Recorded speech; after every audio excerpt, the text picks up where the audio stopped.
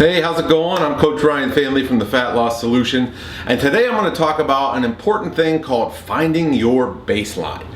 And basically where this came from, I had a trainer that I was talking to today asking me about 1,000,000 questions about why he can't lose weight himself. And upon further examination, I found out that one day he was doing intermittent fasting, so he wasn't having his first meal till 1 p.m. and ate a ton of calories later on in the day. The very next day, he started eating breakfast at 6 a.m., eating every 2 hours throughout the day, and had higher calories than he had the first day. Third day is his cheat day, and he blows it out of the water with even more calories. Well, the thing I asked him, I said, well, how many calories do you need to maintain your body weight? And he had no clue.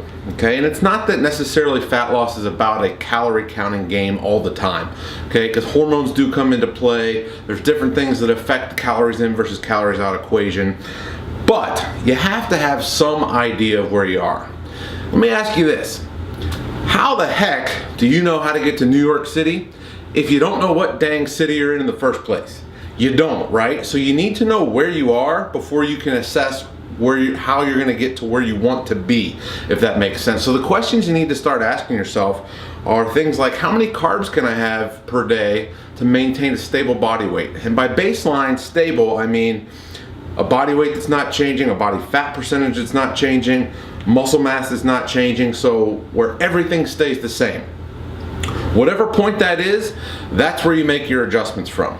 So if you don't know what that point is, if you don't know roughly how many calories, not exactly, you don't have to weigh and measure every single ounce of food, but if you don't know approximately how many calories you need, approximately how many carbs you need, and what approximate training volume and frequency you need to maintain a certain stable body weight and body composition, then there's really no way of telling what adjustments need to be made.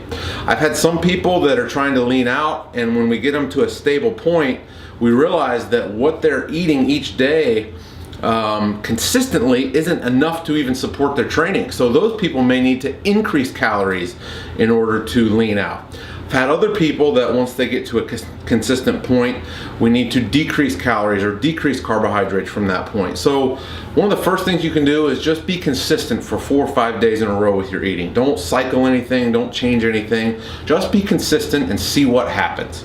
Okay, if you start to gain body fat, maybe it's a little too much to eat. If you start to lose a lot of weight rapidly, maybe you're not eating enough. Okay, try to find the sweet spot where muscle mass stays the same, body weight stays the same, body fat percentage stays the same, and then make your adjustments from there. That is how you find your baseline. If you like this tip, go ahead and hit the subscribe button below. I'm Coach Ryan Family from the Fat Loss Solution, and I'll see you next time.